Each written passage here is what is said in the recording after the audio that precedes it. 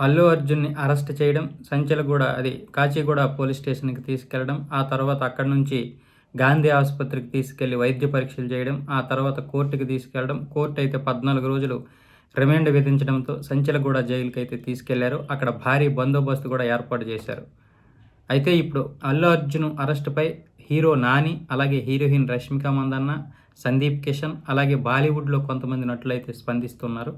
Arrest చేయడం correct కాదు. ఒక వ్యక్తిని నిందించడం అనేది సబబు కాదు. అక్కడ జరిగింది ఒక పొరపాటు జరిగింది.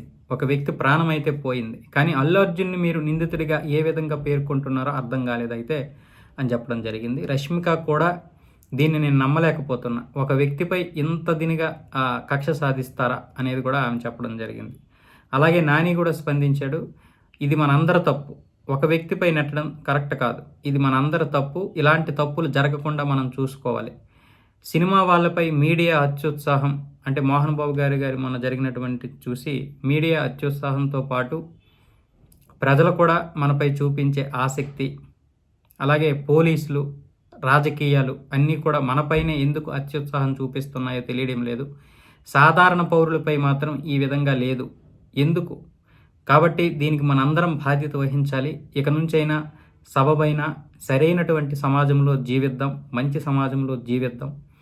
సినిమా పరిశ్రమ మీద ఎటు చూసినా కూడా కక్షలు, కార్పణ్యాలు సాధించడాలే తప్ప మీడియా కూడా అత్యుత్సాహం చూపించి అంటే తప్పు చేయింది కూడా తప్పు చేసినట్లుగా చూపించడం, అది తప్పా ఒప్పా అని కూడా తెలియకపోవడం.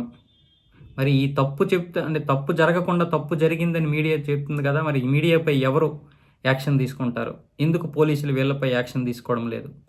అలాగే సాధారణ ప్రజలు కూడా మనల్ని చూడాలని వచ్చినప్పుడు వాళ్ళు కూడా సంయమనం పాటించాలి కదా! వాళ్ళకి వాళ్ళే ఇష్టం వచ్చినట్లుగా తొక్కేసుకుంటూ రావడం, తర్వాత ఆ తప్పుని మనపై నెట్టడం ఎంతవరకు సమంజసం? కాబట్టి మనందరం ఇకపైన మంచి సమాజంలో బ్రతుకుదామని చెప్పడం జరిగింది నాని.